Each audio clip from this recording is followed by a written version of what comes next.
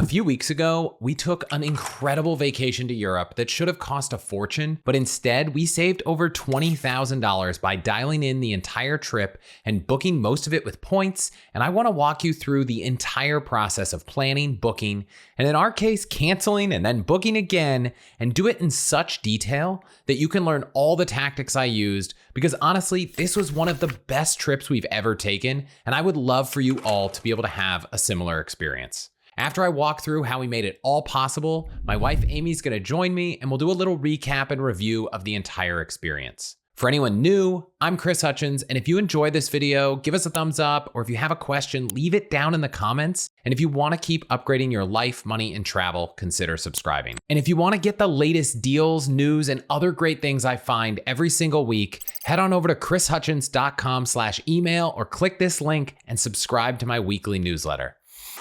We always seem to take an overseas trip each year, but this year it seemed like nothing was going to happen. Except in early May, we looked at our calendars and we actually saw that there was a 4-week window that we had no commitments in August.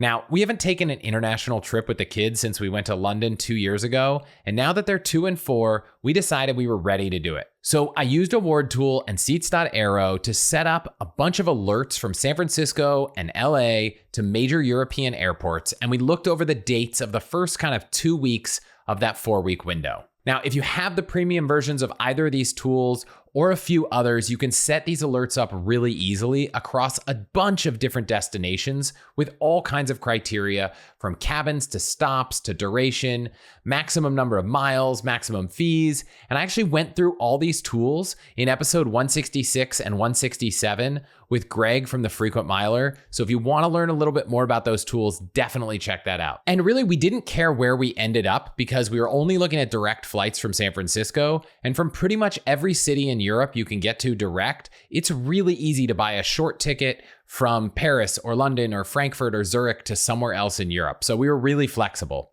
And sure enough, on May 25th, I got an alert for 4 tickets from San Francisco to Paris, direct in business class, for just 50,000 Air France miles with about $200 in taxes, which is a ridiculously good deal. But to make it even better, Air France offers 25% off the number of miles for children under 12, so their tickets were only 37.5 thousand miles. As a one-way, these tickets probably would have cost us around $4,500, and in episode 175, I went a bit deeper into this whole process, so if you want to dig deeper, go there. But I don't think it's quite fair to use that 4,500 number because a lot of international one-way flights are way more expensive than round trips. And honestly, if we booked this trip out of pocket, we would have paid for a round trip. Most of the round trip flights were closer to the same price, about $4,500, but let's just use the value of $200 for this flight. So our total outlay was 175,000 points plus $800 in taxes. Relative to what we would have had to pay for those, we were getting about 4.1 cents per point, which is absolutely awesome. If you look at a card like my Amex Gold, which earns 4x points on dining and groceries, then being able to get 4.1 cents on 4x points per dollar is like getting an effective 16.4% cash back on dining and grocery spend, which is great. Now, Air France does have a €70 per person fee to cancel, but we were okay with that because we knew that there was a decent chance we'd take the trip, and worst case, we'd be out a few $100s if we had to cancel. As for the flight home, we waited a few days, we set up some alerts, and eventually we got an alert for a direct flight from Amsterdam back to San Francisco 12 days after we left, which was perfect. Now, it's important anytime you think about booking flights to not just book on the airline that has the availability, because it might be way better to book through one of their partners. So I've set up this transfer partner spreadsheet. You can find it on the product section of our homepage. And what you'll see is that there's a handful of Star Alliance partners that are partners of United that you can transfer points to from any of the major credit card points programs. Now, I went through this in a lot of detail in episode 184 and all the different ways to do it, but the short version is I could have booked it through United for 80,000 points and $93 in taxes per person. And this is all for a one-way business class ticket per person. And United would have given me free cancellation, which is great. but it was 80,000 points. Now, Aeroplan is another way I could have done it, and it was 70,000 points plus $144 in taxes and fees. So maybe you could argue that's slightly better, but $110 to cancel. On the bonus, Aeroplan is a transfer partner of a lot of different programs, so it's a lot easier to get those points than if you were trying to get United miles. They also have an option where you can spend a few more miles and get free cancellation. So that option was 85,000 points, but the same taxes and fees. However, at the time, there was a 20% transfer bonus from a popular bank, and that transfer bonus brought that price down significantly. However, I already had Aeroplan points from when Bilt had a 100% transfer bonus, so this was already a pretty great option. But I'll just remind everyone of the third option because I just want to make sure you realize how lucrative it can be to spend a little time on this process. And that was looking at Life Miles, which is from Avianca. And they're also a Star Alliance partner. And that same flight was 63,000 points and $115 in taxes. Now, that was if I was willing to accept a $200 per person cancellation fee. But they have this Life Miles Plus program that you can pay for that was going to be an effective about $65 a person in extra cost, but it would give you free cancellation and a refund of some of your miles, which ended up being about 40,000 miles. So the total cost was going to come down even further from that 63,000 miles when you netted it all out. However, there was also a 15% transfer bonus from Amex to Life Miles, which made it even better deal. We ended up doing the Aeroplan option, and we did it with some extra flexibility for 85,000 points because in our mind, we had used the Bilt 100% transfer bonus. And so these points were effectively even less. So it was almost 42,500 points if you factor that in. And so these transfer bonuses can be really awesome. For example, on September 1st, just recently, Bilt had another great one where it was 50% transfer bonus to Avianca. So if you needed those 63,000 points, you actually only needed to transfer 42,000. And that's 42,000 to get international business flight with $115 in taxes, which is absolutely amazing. Now, since I'd priced all of this out, Avianca has increased some of their flight award costs, devalued, but that 63,000 I think only went up to 70,000. So it's really not that big of a difference. So if you look at what I ended up doing, spending 85,000 points, if you don't factor in the transfer bonus, it was still 2.5 cents per point.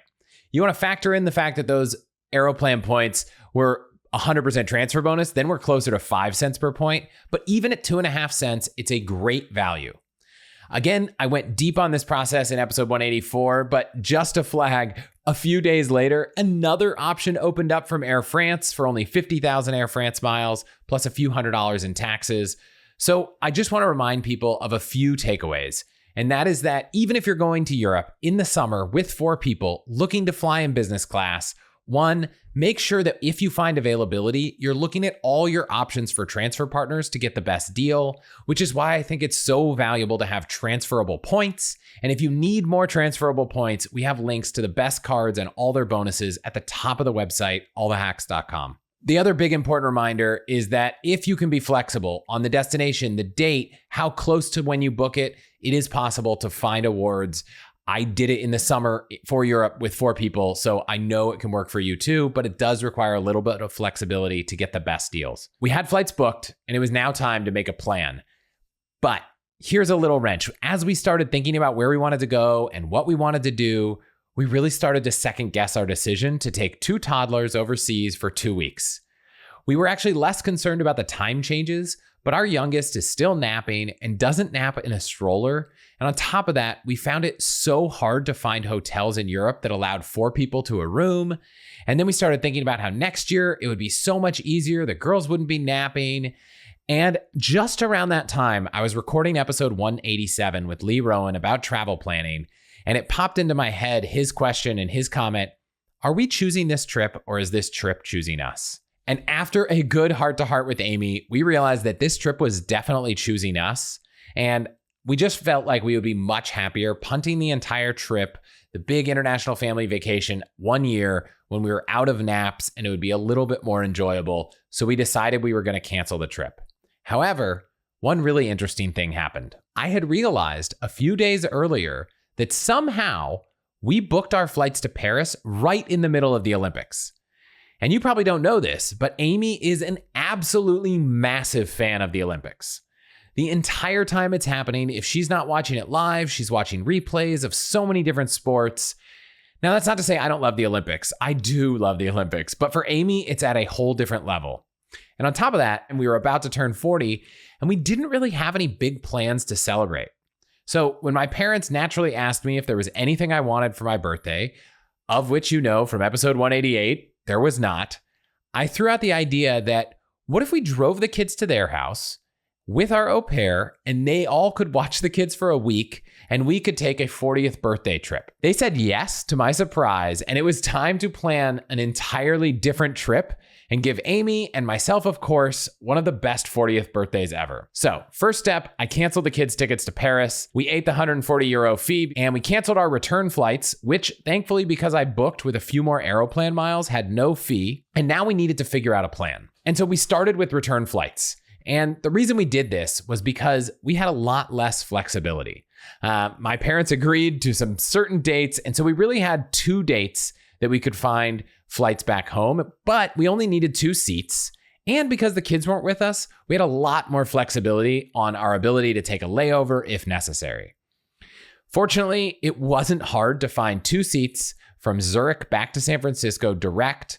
I think we were using a combination of Point.me and Award Tool, but Points, yeah, Seats.aero, there are so many options. Go back and listen to that episode with Greg, the frequent miler, if you want a run through of all of them. But we found these flights and we were actually able to use some of those refunded Air Canada miles to book them. Though this time we were less than a month out. So we actually opted to take a little risk and do the 70,000 point option where we would have to pay $100 per person to cancel and get our points back. But we felt pretty optimistic that we were going on this trip. And so now we had flights to and from Europe, and it was time to plan the best 6-day 40th birthday in Europe ever. And here is exactly what we did. Now, we were landing in Paris 3 days before the Olympics ended, and we've been to Paris a handful of times, so we knew we didn't want to be there for the entire trip. So it was time to find an epic place to relax for 3 or 4 days.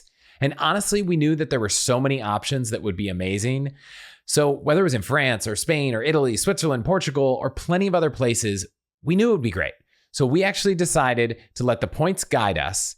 And the only requirement, aside from a beautiful, relaxing resort, is that it needed to be a direct flight away from Paris and a direct flight away from Zurich, which really wasn't too bad. So I started doing some research to pull together a short list of hotels. And I do wish this step was a little easier, but I went to the Marriott, Hilton, Hyatt, IHG sites. I found their hotel maps and I started looking around. I'm actually looking at the Hyatt one right now, and it's really great, right? You can search by award category, brand. You can even search by some features like I only want a hotel with a pool or a spa, and you can find all of the options. For some of the sites on the Marriott side, it's a little easier to search by country because they don't all have maps, and then narrow down by filtering for their luxury brands. And I then looked at Flight Connections, which is a great site to look at all the nonstop flights from a certain city. And so if you go in and type, Zurich from Flight Connections, what you'll see is here are all the places in Europe you can go direct from Zurich. And there are a lot of options, but if you start to look at where are the kind of warm summer destinations, it was really just following the coast from Portugal all the way to Italy, and then some of the islands in between. So now armed with a few ideas and a few places, I started thinking that the award search tools for hotels that we covered in episode 167 would actually serve me a little better. There was a Waze, Points, yeah, Rooms.aero, Award Tool, and honestly, all of them probably would have worked. Some of them are better than others if you don't have a specific region in mind. For example, on a Waze, it's really nice that once you find a place, so let's say you wanted to search for Nice in France, you'd be able to search for Nice and see all the hotels nearby in a 30-mile radius. But then if you want to move the map down the coast and go to Cannes or Monaco, you can do that and redo the search. So since I kind of knew where the airports were, I just started kind of moving around and looking at these different regions and finding a ton of great options. At the time, either it didn't exist or I wasn't sure, but Points Yeah has this Daydream Explorer tool for flights that just kind of says, I don't know where I'm going, show me amazing options. They now have the same thing for hotels, so that probably would have been another decent option. The good news is there were so many good options for points. A few highlights were the Seven Pines in Sardinia and Ibiza, the Hotel Martinez in Cannes, but as soon as I found one particular hotel, I kind of knew it was the one. And it was this property called Cap Rocat in Mallorca, Spain. And it was so familiar because a listener named Camden had emailed me almost 2 years ago about going there for his honeymoon. And I remember at the time looking up the hotel and I was like, this is incredible. The entire property is built inside of an ancient fortress carved from sandstone. It's part of the SLH or Small Luxury Hotel program, which at the time I think was partnered with Hyatt and is now partnered with Hilton. And it's an all-suites hotel with only 30 rooms. And fortunately, because it's now partnered with Hilton, you can use your points and free night certificates to stay there. And I was surprised that the 4 nights we wanted to go were wildly available. And I say that I was fortunate because this is not a cheap hotel. The room rate, the 4 nights we went, was about $2,900 a night after taxes. And we were looking to stay for 4 nights. So that's a total of almost $12,000, which was something that I just never would be able to pull the trigger on myself. However, we were able to use 2 free night certificates and 260,000 Hilton points to bring the total down to $0. I'm not kidding. When we checked out, there was no taxes or fees or anything. We just paid for the food we consumed and the taxes and fees on those food. And the whole bill we had after 4 days was about $500. And that was mostly food, activities, and whatnot. How did we get those points? So we got them from 2 welcome offers, one from the Hilton Aspire card and one from the Hilton Surpass card. The Hilton Aspire card every year comes with a free annual night certificate. The Surpass card did have a promotional period where it came with a free night as a welcome bonus, but it doesn't anymore. However, after spending $15,000 on the card, you get a free night every year also. The welcome bonus on both those cards also was 130,000 points or more. So just from opening those 2 cards, we were able to get together enough points and free night certificates to book the entire 4-night stay. So when you think about the value of a welcome bonus, very unoften do you find a welcome bonus worth almost $6,000, which in this case was what it was worth. Now, if we had just done this on Hilton points and we didn't have any free night certificates, it would have been 520,000 Hilton points, which is still a great value. Most sites value Hilton points at about half a cent, which is fair because you can buy them at half a cent also. But this booking valued them at 2.2 cents per point. Now, that's pretty interesting because not everyone has that many points. But if you can buy points at half a cent and redeem them at 2.2 cents, that means that even without Hilton cards, even without Hilton points in your balance, you could have just spent $2,600, bought the points you needed for this trip, and saved yourself $9,000 on the cost of the hotel. Now, the only catch here is Hilton does have a cap of how many points you can buy a year, but they do let you combine and transfer points with your family or friends. So the easy workaround is to buy them separately and combine them together. Even better, if you booked this all with points, you get a 5th night free. So the value would have gone up by another 25%. Now, I was really struggling with this because the idea that we were going to stay 4 nights and not get our 5th night free kind of made the optimizer side of me frustrated, but we were only going to be there 4 nights. We didn't have any use. We weren't even staying late enough that it would make sense to try to get the 5th night free. And when you mix a reservation with free night certificates and points, it actually doesn't qualify. So I actually felt a little bit better. But for a moment, I was like, how do I optimize this a little bit more? And then I said, you know what? It doesn't matter. So I'm excited to share more about the property. And like I said, Amy's going to join me and we're going to run through that. But I want to wrap up the rest of this booking process because it's not just 1 hotel and 2 flights. There's a lot of things that go into this. Finding a place to stay in Paris. We wanted to buy tickets to the Olympics, make some reservations, get a rental car, get those flights within Europe. And I think walking you through all of those processes and decisions would be super valuable because the tactics I used are ones that you can use as well. Maybe not the Olympics tickets, who knows? If you do want to go to Italy in 26 or LA in 28, maybe they're relevant. So now that we got all that out of the way, we needed to book the hotel in Paris. That was kind of my process was let's put up all this scaffolding and we've got the flights, we got the hotel in Mallorca, let's get the hotel in Paris. And despite my worry about prices during the Olympics, there are actually a ton of options. And when I was doing research, I read that similar thing happened in London as well for the Olympics there. And I think there's a window where it's far enough out that no one knows how crowded it's going to be and prices are really expensive. But actually, as you get closer, they seem to come down a bit. So first off, if you're ever booking some big event, I'd encourage everyone to make a refundable reservation early so you have it just in case things are expensive. I was actually able to find a couple options on Marriott where you could book something refundable with points just to have it while I was searching for what I really wanted. So that's one piece of advice. And so we looked at a lot of things. This is where the hotel search tools also really, really shine because we knew exactly where we wanted to go.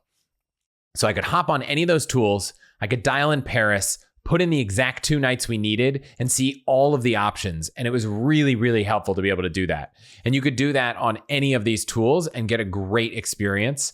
And while we found over a dozen decent options, there was one that actually stood out to me, and that was the Hyatt Madeleine.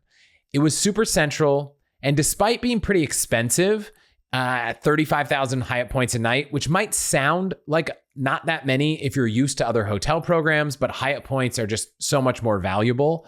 But the cash rate was actually $1,200. So that was still a value over 3 cents per point. So great redemption value. But what stood out the most was that I had seen this Reddit post a day or two before, and I can put a link to it in the show notes. But a traveler who'd stayed at 100 plus Hyatts made this tier list of every single one.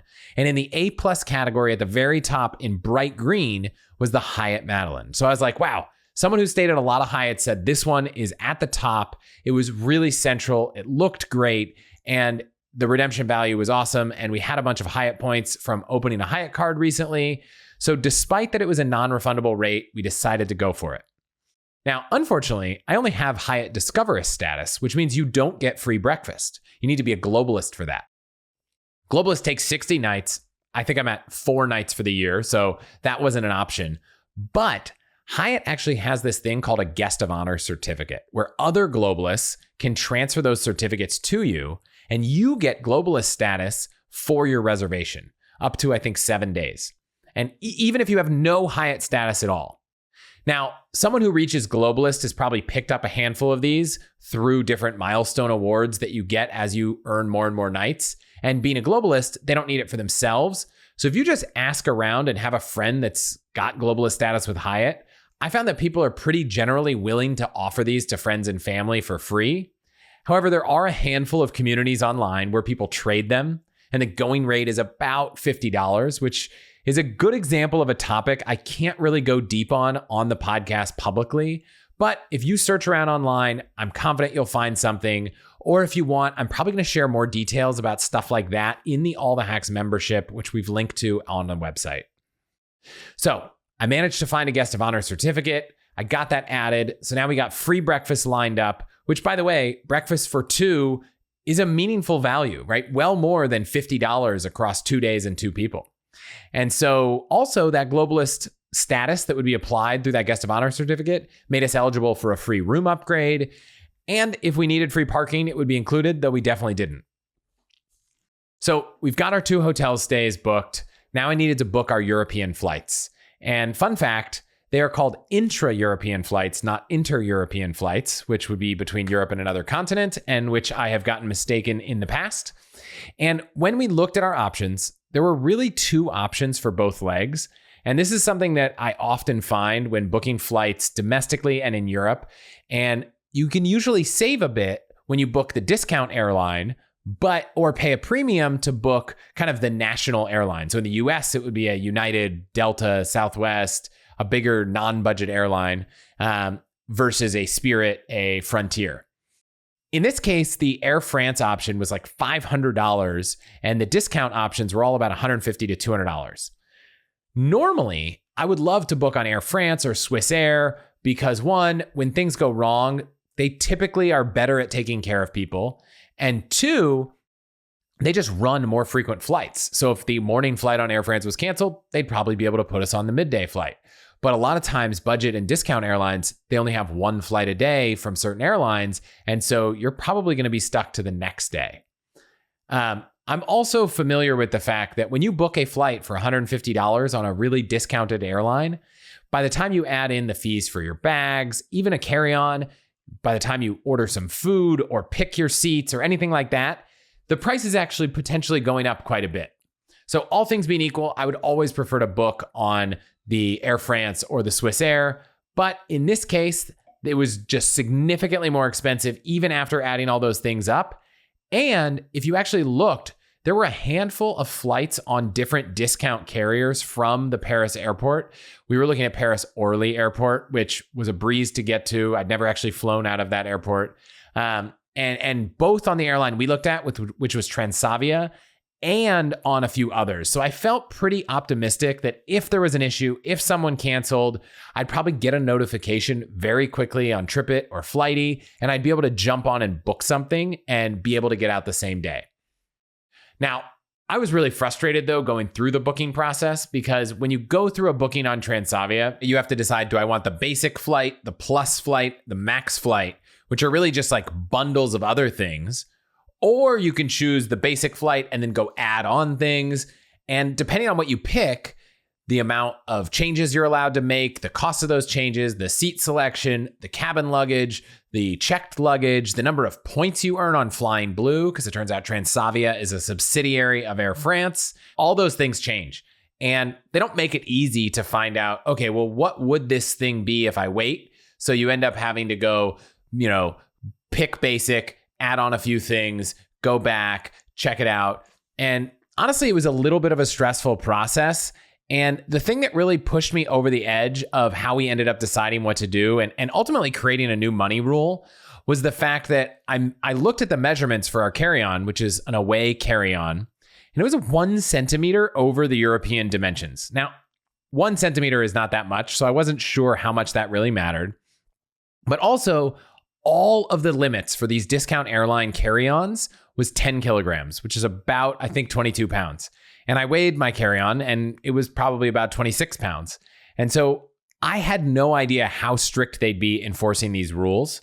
And the last thing I want to do is pay for my carry-on, get to the gate, find out I have to check my bag. Now I have to pay a checked bag fee, but that checked bag fee is now twice as expensive because I didn't do it in advance. And so I did something that you all might find pretty surprising, because I really would rather carry on a bag. I don't want to lose a bag on such a short trip. So what I did was I actually just booked the fancy version of the flight. So on Transavia's case, I booked the max flight, which includes fast track security, priority boarding, extra miles for your flight, and all of those different things. It ended up being more expensive. I want to say it was like $30, $40, $50 more than if I had optimally booked what I wanted. But had I booked a carry-on and needed to then pay for a checked bag, it was actually going to be a lot more expensive than that. I can't tell you how great it was to just be like, I booked this one thing, now I don't have to think about it. And that felt really good. On Condor, I'm actually going to go as far as to say, I'm not even sure it is a discount airline, having now flown on it, but in my mind it was, because it was much, much cheaper than the Swiss Air flight. And they really only have economy or business, but that's what it looks like on the surface. Once you click economy, they have economy light, economy class flex, economy class flex plus, business, business flex, and business flex plus. And I'm just looking at one flight here, and the range is economy light at 113, all the way to business flex plus at 367. So first off, super annoying that it's just so difficult to see this. Kudos to them for at least showing, on economy light, if you want to check in at the airport, it costs $30. If you want to do something, some of those fees are there. Some of them aren't. It says 8 kilograms of hand baggage for a fee. So after a little bit of back and forth on their website, I realized same, about $30, $40, $50 more if I wanted to book the business class version of the ticket, which included expedited security, lounge access, and all this stuff. Condor, I had never actually heard of Condor, even though I learned later that they fly direct from San Francisco to either Frankfurt or Munich. It turns out it used to be a subsidiary of Lufthansa. It is then later a subsidiary of Thomas Cook, the travel company, but now is independent. And so we ended up booking that.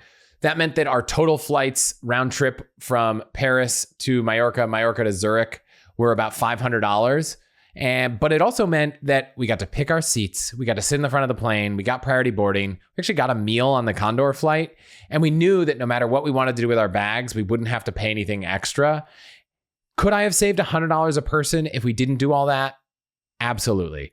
Was it all worth it? Like 100,000% over and over. In fact, in the spirit of having these money rules in our lives, Amy and I added one to our list, which was that if we're ever taking a discounted carrier to save money, we are always going to spend whatever it costs to just make that experience better. That means being able to not wait in the long line. That means not having to decide whether you're going to carry your bag on and check it or anything else. And it was totally worth it to us. I'll talk about the experience flying both airlines, but that is a new rule for us. Finally, last thing to book was our rental car in Mallorca. And wow, it was very cheap. So it didn't matter where I looked. For 4 days, it was going to be somewhere between $100 and $200. So as I always do, I looked on AutoSlash first because it's just a great comparison site. And then I went to the individual rental car company websites because sometimes AutoSlash won't search any special kind of discounts you have.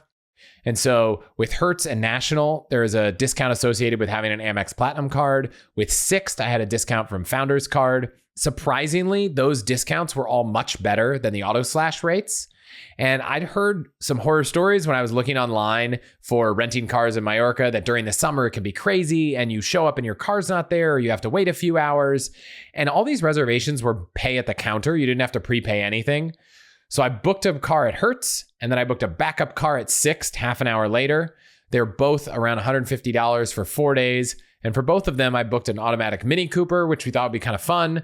I really wanted to book a convertible for the summer, but I really didn't want to spend an extra $300 to do that, given that we didn't really have a lot of plans to be in the car. Now, despite using the Platinum card discount, you can actually put in whatever travel card gives you the best rental car protection. And then you could decline the collision insurance, which is exactly what we did. Last thing to book was our tickets to the Olympics. And I was wildly surprised at how easy it was to get tickets, thanks probably in part to the fact that France has very strict regulations that pretty much prevent all reselling of tickets above face value, which actually meant that you could buy tickets for all the events we wanted to go to, which in our case were beach volleyball and track and field at face value. They had two options for how you book it. And hopefully this is similar to the future because obviously none of you are going to be going to France. So I'll keep it quick. But you could basically book tickets purchased directly from the Olympics, which were at face value. And you could pick a section. There was like an A, B, C, D level, but you didn't know what seats you got. Or you could buy them on the resale platform, but also at face value plus a 10% fee. But there you could actually pick which seats you got.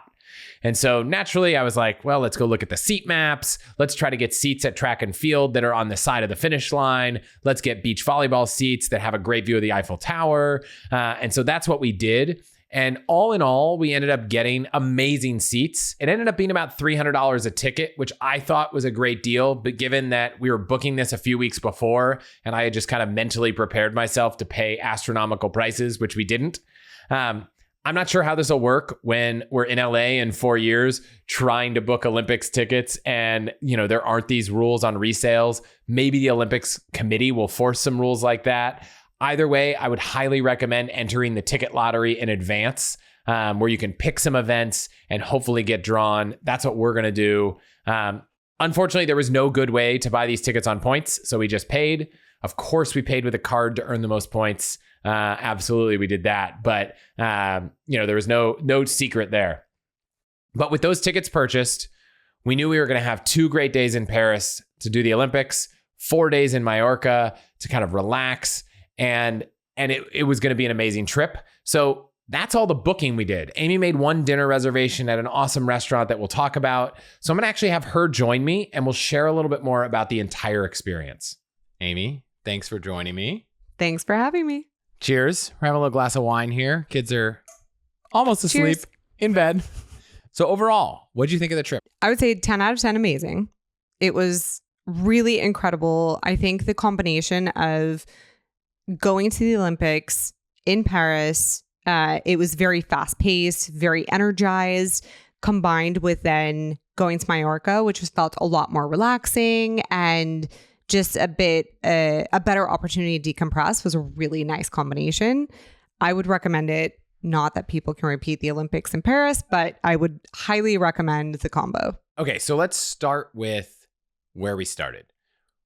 We went to SFO. We got there a little bit early, and we stopped at a brand new lounge, the Club Lounge at SFO, Terminal 1. You know, we've been to lots of lounges. What did you think of that one? I think this lounge was particularly great because it felt very spacious and it was just beautiful, like especially because so many lounges nowadays are overly crowded, in my opinion. I think that the food from the lounge, it was fine. Interesting. So I thought the food was great. They had pretzels with cheese. They had those shrimp were really good. They had a couple made to order, like where they were serving small plates. That red pepper soup, you didn't even want to try it. I didn't try that. I guess it sounds like if you go for the made to order stuff, it's pretty good. Yeah, it was great. We didn't really spend a ton of time. We didn't have drinks because we were like, as soon as we get on this plane, we want to go to sleep. And so we didn't want to have too much dehydration, too much alcohol, and sleep poorly.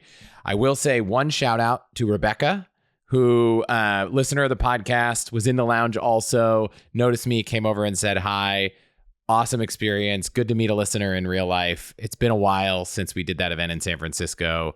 I think we're overdue for one, though we've got about 14 people coming to Iceland. So we're going to get our share of hanging out with listeners soon. Okay, so after the lounge, walked over international, got on Air France.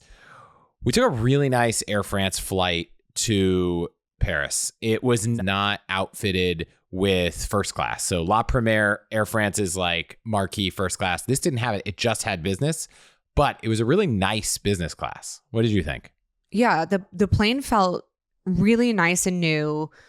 I particularly enjoyed the doors. The ability to close off my seat felt amazing, especially because when you get on a flight where you know you're going to be on the go right when you land, it just felt really nice knowing I could close my door, sleep for 6-7 hours and not be interrupted with food choices or any other kind of service. So I thought that was wonderful. Yeah, the deal seeker in me couldn't do it. Well, two problems. One, my door was broken, so I couldn't close it just practically. The deal seeker in me, though, was like, gosh, this meal looks really good. I'm really excited. And Amy asked, could I get the meal if I wake up in a few hours? And they were like, not all of it. Like, we're only going to serve fresh food when it's fresh. So I stayed up. I ate the meal. It was delicious. Honestly, I don't remember exactly what I ate. So maybe it wasn't as memorable as I think. But overall, great experience, except that our goal was to sleep. So you went straight to sleep. I ate, went straight to sleep. We slept most of the flight, I think. Yeah. Had a nice little breakfast before we got there. Didn't get to like enjoy the in-flight entertainment as much as I wanted. The screen was big. It did have wireless charging, which was pretty cool. You could just set your phone on a little table and it charged. I like that. Overall, Air France, 50,000 miles, one-way business class, and a couple $100 in taxes and fees. I thought it was great. Agree. The other thing I would call out that was really nice is sometimes in business class seats in the middle, the divider is relatively small, but in the seats we had, it was huge. And so it just opened up a lot more space for the two of us to hang out, talk. We ended up sleeping, so I guess it's irrelevant, but I thought that was nice. Yeah, I will say if you're flying with two people, take a look at photos when you're picking, if you're in business class, because sometimes the middle two seats are always the same. And sometimes they like switch, which actually happened on our flight home. And there's one version where they kind of face inward and it's a less optimal experience for two people traveling together. And there's one where they're kind of a little bit more facing outwards and there's a lot more space between. Way better experience than sitting across the aisle from each other. So that was great. So landed in Paris, we went straight to the hotel to check in, the Hyatt Paris Madeleine, which I mentioned that we booked because it just had stunning reviews from someone on Reddit. My quick take was almost no complaints, but nothing that really like stood out. Like we got an upgrade, which was amazing. You know, we used the guest of honor certificate. Breakfast was fantastic, but nothing was like wildly exceeding expectations other than that it was just a very solid, good hotel, more spacious than a lot of European hotels often are. Yeah, I would agree with that. It was solid. Yeah. Like the few things they did that stood out to me. One, it's called Hotel Madeleine. And so they would put out little Madeleine cookies in the afternoon. So I thought that was kind of a cute little touch. The other thing they did is when the forecast called for rain, they set out umbrellas, which I thought was also kind of a nice thing. It felt like the service was there, but you're right. There wasn't anything particularly special about it. It was just a nice quality hotel that was also very spacious for being Paris. Yep. Obviously, we weren't there to stay in the hotel. That was the next trip. So for us, it was about location. Location was amazing. I think we walked pretty much everywhere we went in Paris. We might have taken 1 or 2 subways only to get up to the Stade de France, and to and from the airport, of course. Other than that, that's it. And for anyone going to Paris that's never been, getting on the RER-B from Paris into the city couldn't be easier. Riding the Paris subway couldn't be easier. Surprisingly less crowded than we were expecting. We thought Paris was going to be wild and crazy, and there were a lot of people there, but it never felt like there were a lot of people there. Yeah, it was relatively relaxed. I think Paris does tourism so well already that accommodating the influx of people there for the Olympics just felt very natural. So I think it's just a great city to just put on your shoes and get out there and explore by walking. There's so many cool neighborhoods and bars and restaurants and all of that.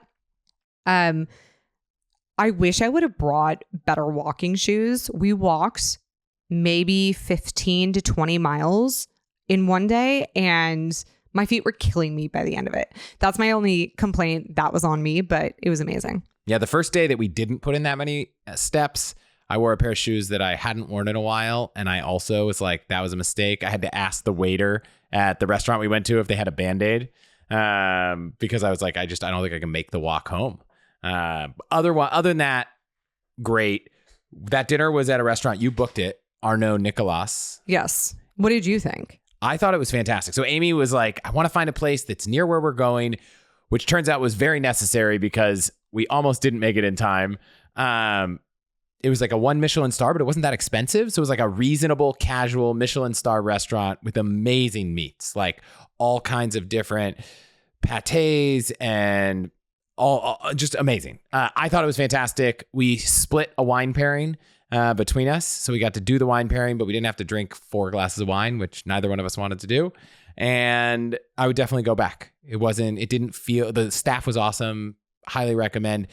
Usually when you're near a major tourist hub, there aren't a lot of great restaurants. But we had tickets to go to beach volleyball that night. And beach volleyball, as many of you know, was right at the base of the Eiffel Tower. So we were like, how do we find a restaurant that's not too touristy with good food within a 5-minute walk of the Eiffel Tower? And you nailed that one.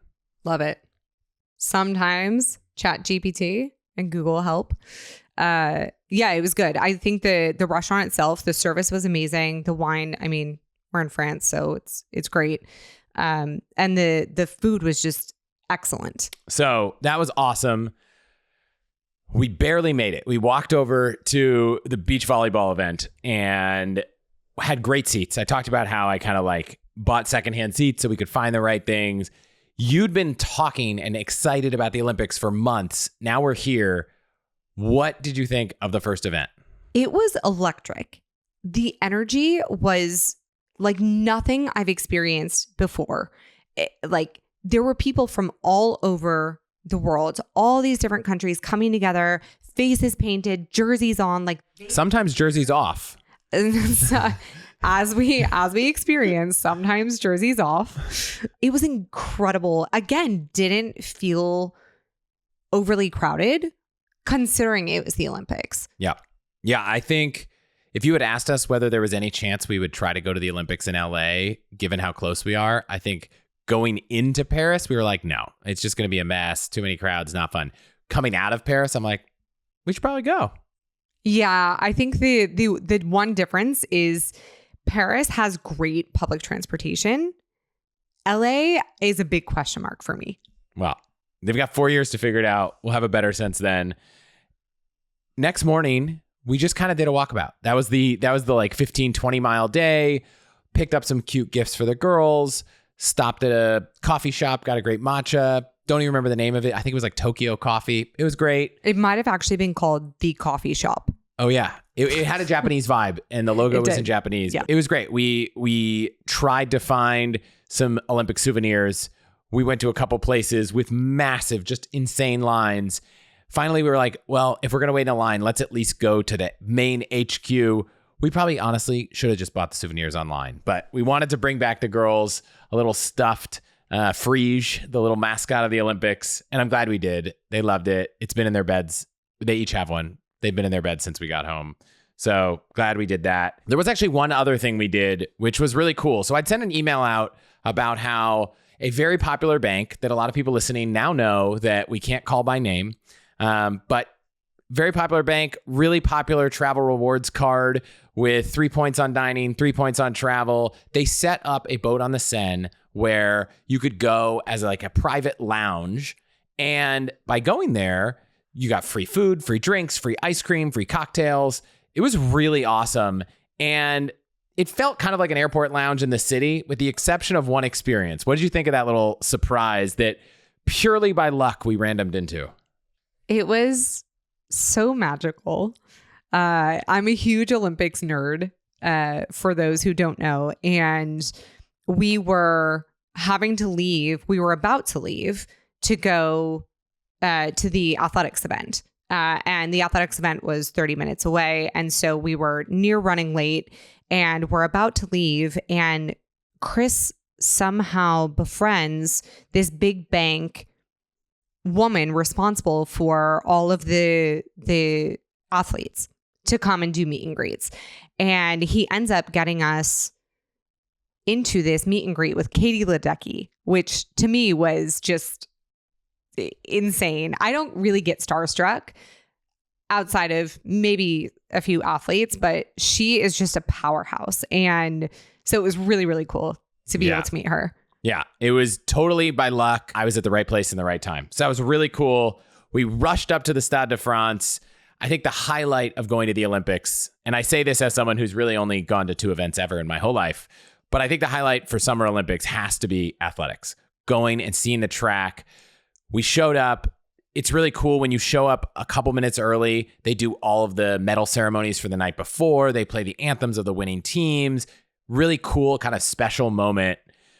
But wow, when the races are on and people are just running as fast as they can, it was incredible. I never actually ran track. You did. What was that like? It felt very personal for me, which maybe it's because I spent a lot of time and energy running track in my earlier years, but it was really incredible to see these athletes run as fast as they run in person. Like, you just can't even comprehend the athletic abilities in this one specific arena. So that was really incredible. Yeah, I totally agree. One of my favorite parts was that everyone was cheering. There was someone from every country there, even though I remember there was one Irish runner the entire night, just one across all the events. And there were like 100 people with Irish flags there for 3 hours just to cheer on this person. Obviously to also watch all these other events, but it was really cool. The French were so excited every single time a French runner passed us. The crowd went crazy. It was really fun watching the U.S. take gold in the women's 4x100. Men's 4x100 didn't go so well, but that was really awesome. It was. I want to go to LA just to go watch more track and field events. The one other thing I would call out that I noticed by going to the Olympics, especially the athletic events, was the world is still a very good, united place.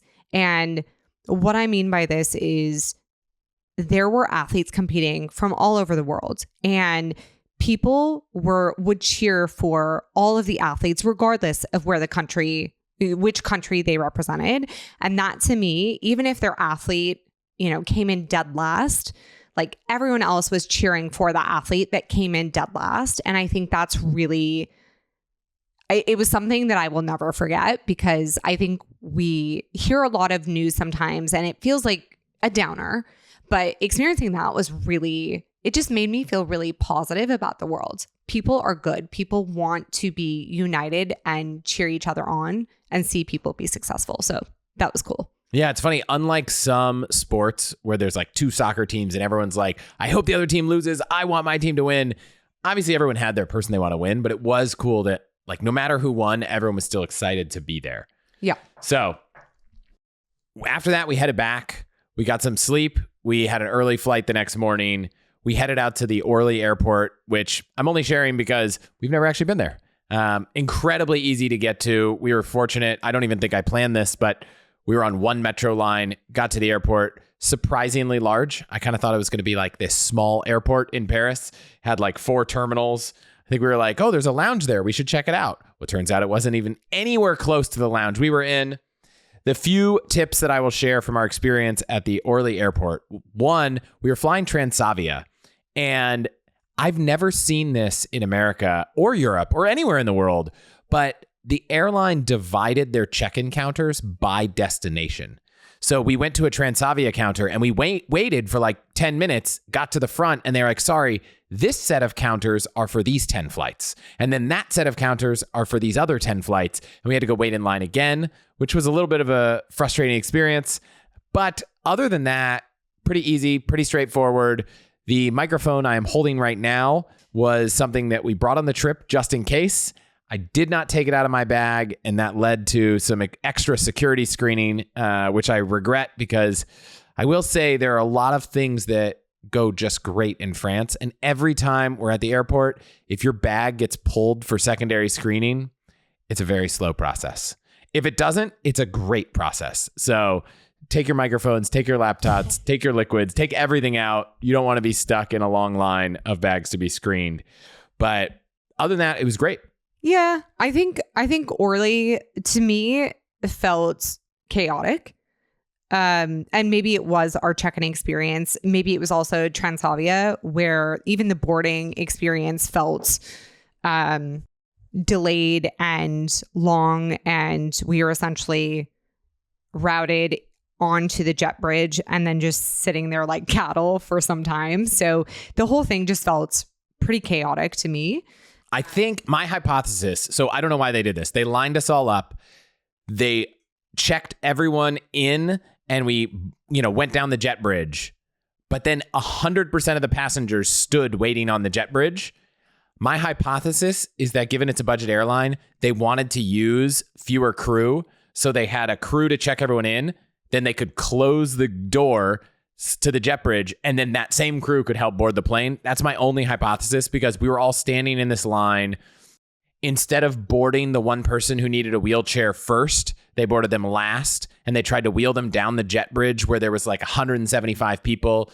That part of the process, not great. I'm going to blame Transavia, not the Orly airport. But yeah, that was a bit of a mess. Yeah. Once we were on the plane, it was great. It was great. Transavia, good flight, easy flight, bright green seats like you've never seen. That's the one thing I'll remember.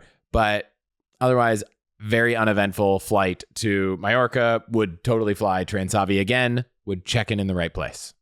Correct. Landed at Mallorca.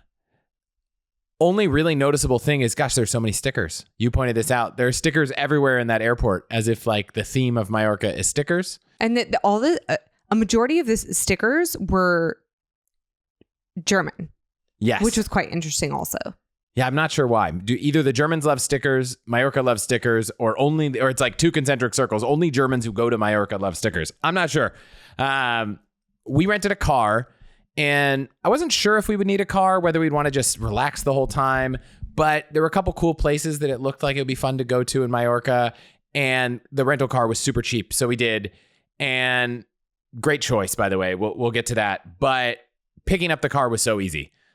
We rented from Hertz. It was very clear that Mallorca was a 6th rental car airport. There were 6 signs everywhere. They had priority in every possible way. But Hertz experience was great. One note for European cars, I know that there have been a lot of people that have problems with damage. So I would say we did this, and I'd recommend everyone do it. When you get there, do a very thorough walk around the car, take lots of pictures. If you have dents, if you have dings, even if they're pretty small. In the US, I find that unless there's something major, nobody cares. Abroad, if there's a little ding, someone cares. And when we were leaving, whenever you leave a rental car in the US, you usually go through a gate and someone looks at your paperwork. Here, that wasn't the case. So if there was something wrong, make sure you go back to the desk and say, hey, we noticed this thing that was wrong. Can we just note it down? We took the pictures. We didn't realize when we were leaving that there wouldn't be a person to tell. And so we drove out and we thought, well, I guess we will have the pictures. And there was one scratch on the car that wasn't noted down in advance, and it wasn't a problem, but just note for everyone else, it was a little Mini Cooper. It was great. Definitely recommend, if you go to Mallorca, rent a car, because there are so many different places around the island to see, and it's a little bit bigger than I expected. So renting a car was the right move. Easy to drive, easy to park, easy to figure things out. So we go straight to our hotel, and I had done a lot of research. I'd heard about this hotel for 2 years. I kind of showed you a couple pictures, but you didn't really have a lot of context before we got there. So what was your overall experience, not just of check-in, but Cap Rocat?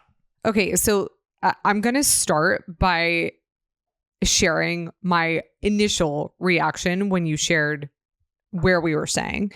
It's in this old, cool fortress kind of castle. And to me, it just looked very cold. And I was like, we're going to sleep in like a stone room. That just feels not very ideal, but it has great reviews. Okay, people rave. And when we arrived there, it couldn't have been more different than what I had expected in my head. It was very warm, very inviting. It just felt like this pristine, beautiful, high touch kind of experience where the number of rooms are so limited at the property that you really don't see guests that often. They almost have more on-site staff to support you than they do other guests. Yeah, they do. They said they had 100 people working there and 30 rooms. So, which is just incredible. I mean, I think we experienced that with the amount of service we got and how few people we ended up meeting who are also staying there. But it was incredible. Yeah, I'll try to put a link in the show notes to a couple things just to give you an idea. You can obviously go to the website, but I was surprised at how hard it was to get a good feel of the property on the website. A few highlights. Room, amazing. We booked the basic room that was free with Hilton points. Still was like $3,000 for the night. And I would say I was kind of hoping that because you have Hilton Diamond status, they were going to give us like a better room. They did not. It was also the peak of summer and we paid with points. So I understand. So I think we got one of the least desirable rooms. I can't say that for certain, but it was awesome. Beautiful room, massive bathroom. I think the bathroom is the size of our room in Paris. And then every room has a balcony or a deck or a roof or something with a day bed, a place to eat that overlooked the ocean. And I don't know what we were doing wrong the first day because they bring you breakfast to your room every day. There might be a restaurant that has breakfast, but they kind of made it clear that like breakfast is included and everyone does it in the room.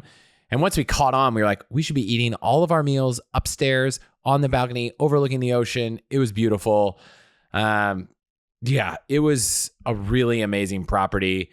They had an ocean, a pool, outdoors, and then kind of this really weird indoor pool that was, I actually saw a picture of it and thought it was just like part of the lobby, but it turns out it was a swimming pool down near the spa.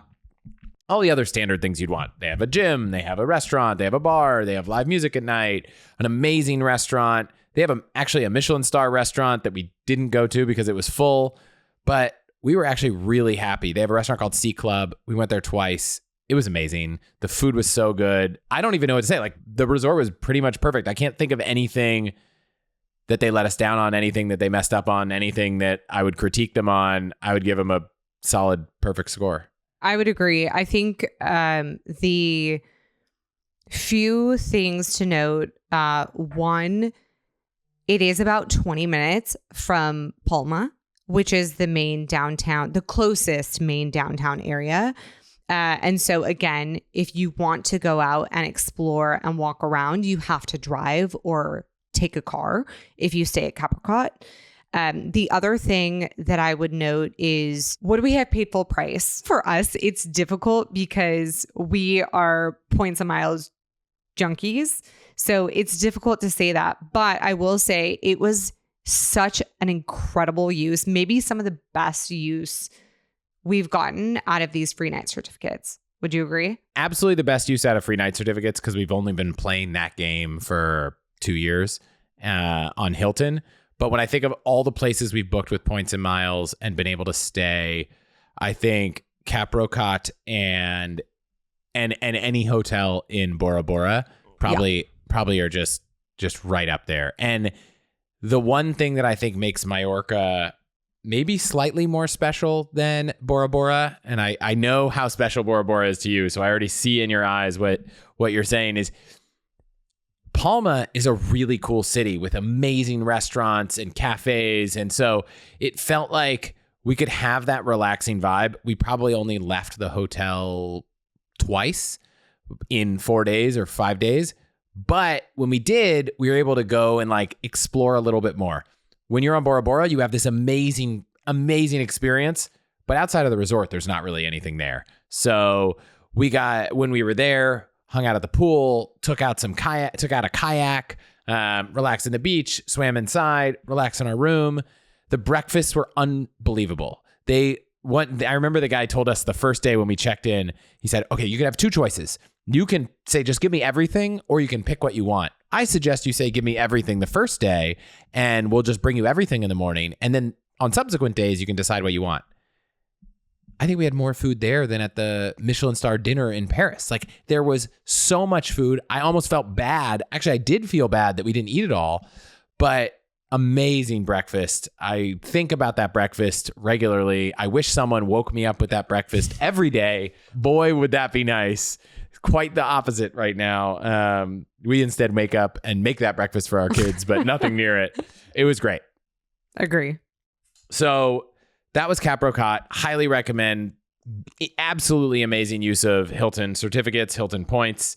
Few other things on Mallorca. We did do 1 day trip. We went up to Soler. We went to the old town and the port town. I kind of enjoyed walking around. It felt like you got a little bit more of a vibe of Mallorca. I don't know, anything else to add from our little day trip?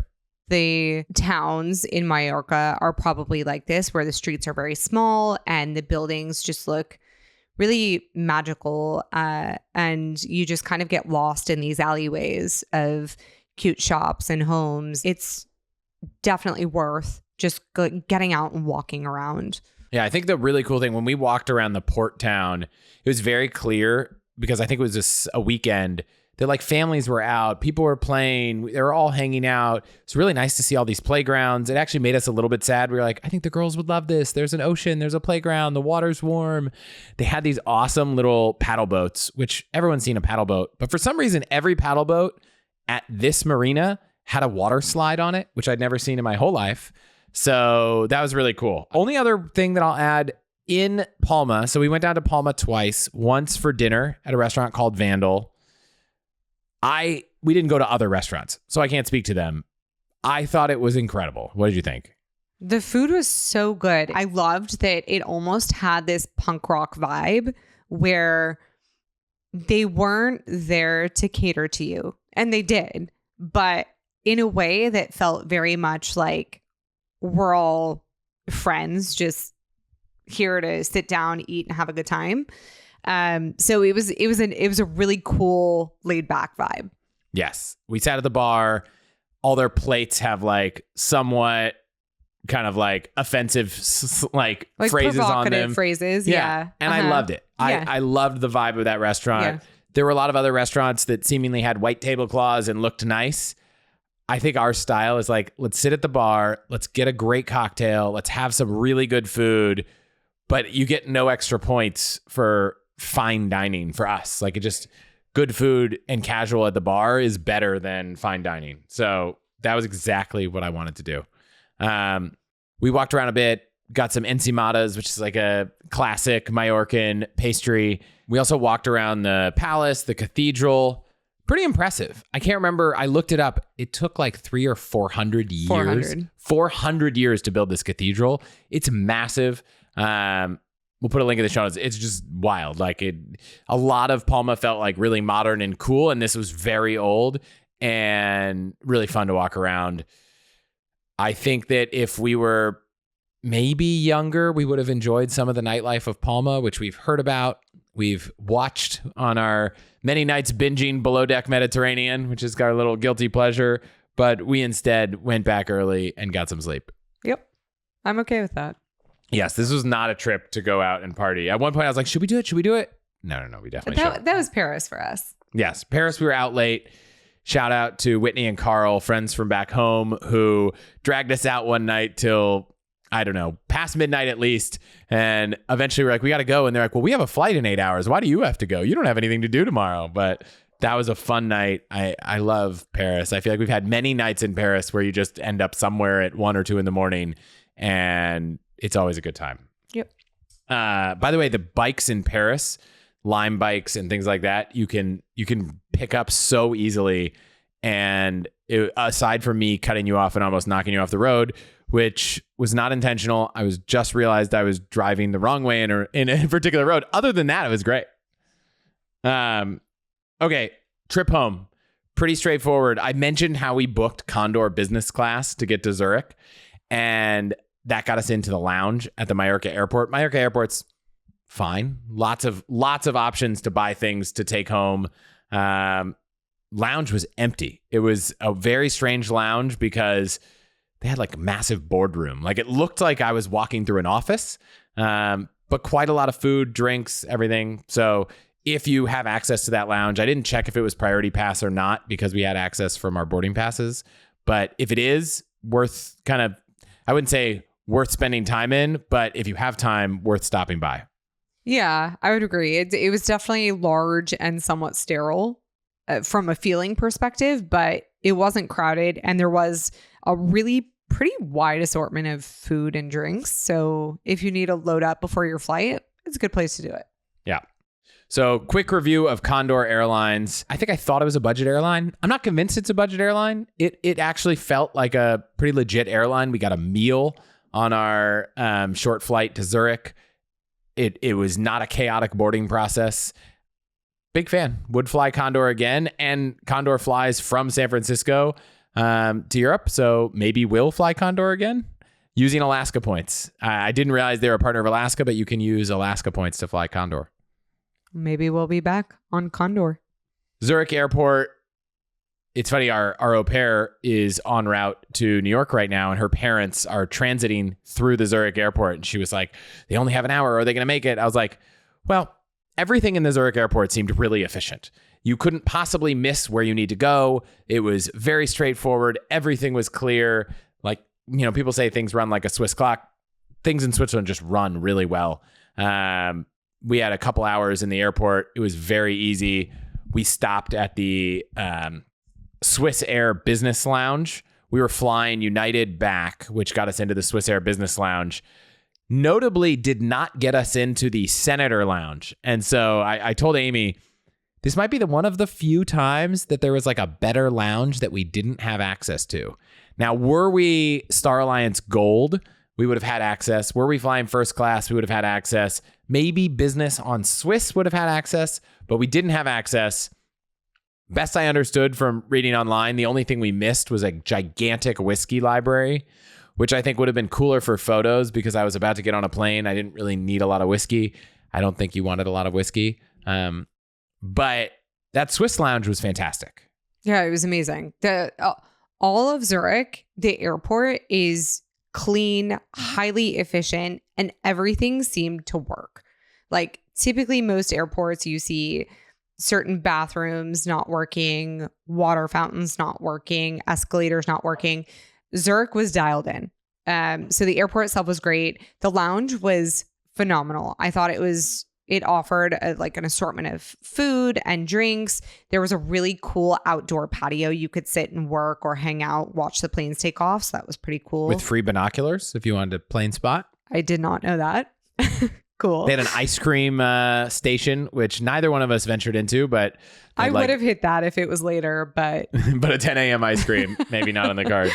They did have prepared foods. They had a chef making pastas and chicken and that kind of stuff. So many dessert selections. They had a basket of Swiss chocolate, little Swiss Air Swiss chocolate. We brought those home for the kids. It was great. If I would not mind spending a couple hours in that lounge. They had a cool relaxation room where you could kind of maybe get a little nap if you wanted. So definitely layover in Switzerland with access to that lounge. Awesome. To wrap it all up, United Polaris on the way home. Have flown United Polaris a lot. Was just like every other time. Solid experience, good food, good seat, good entertainment.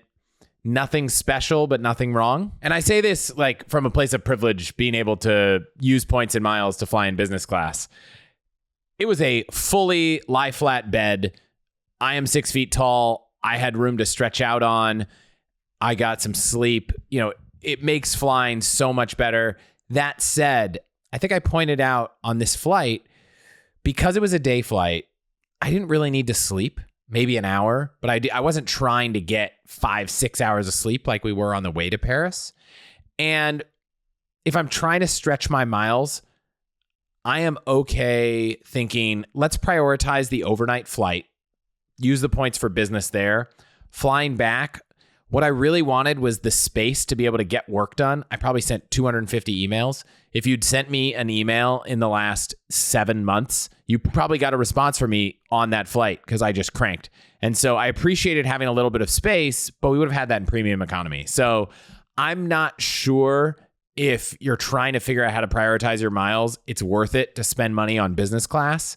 If you're flying something standard and it's not, once in the lifetime Emirates, Qatar Q suites kind of thing. And if it's on a direction where you're not really expected to get some sleep. That said, we've been fortunate to earn a lot of miles. Happy to do it. Yeah, I would agree with that assessment though. Any overall takeaways? I have a takeaway, which is Europe, particularly France, Italy, Spain to an extent, does this really well, which is like the afternoon break where they really just enjoy slowing down, sitting down for a spritz or a wine or something and just hanging out with friends or family. Aperitivo is kind of like that, like hour in Italy.